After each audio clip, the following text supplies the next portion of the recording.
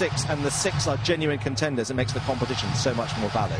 Not in the next 80 minutes, I don't think they do, but from next week. In general terms, absolutely. I think Italy beating France last week was good for the competition, because unfortunately these two countries have been the wooden spoon players in the last what, 5 or 6 years. So you know, that's good. We, Scotland, have got a chance today and in the next 3-4 weeks to get into this championship, and that's something Scotland haven't been for a number of years. We've always been trying to get a win in the last couple of games. Scotland have 3 home games starting today, and I think they need to look forward.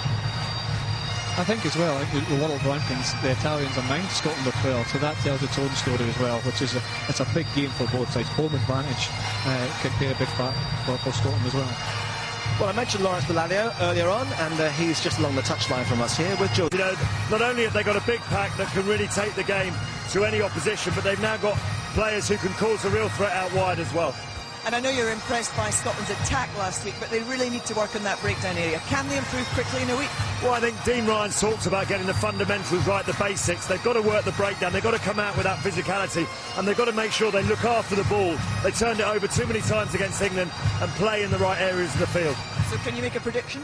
Well, I think Scotland will have to win this game. I mean, they really do, for their own development going forward. And, you know, you'd expect them with this crowd behind them to win, yes. But we'll hear from you more. You're up to the commentary box now. Off you go. Thank you. Thanks. Well, that's Her Royal Highness the Princess Royal goes through the formalities, which she's done many, many times. And I think it's worth saying as well here, Andy, that, I mean, you were Scotland captain on many occasions. She knows her stuff, doesn't she? Oh, absolutely. She knows a lot more about the game than a lot of people who are here today, probably standing here right now. She really is very knowledgeable, really enjoys the rugby.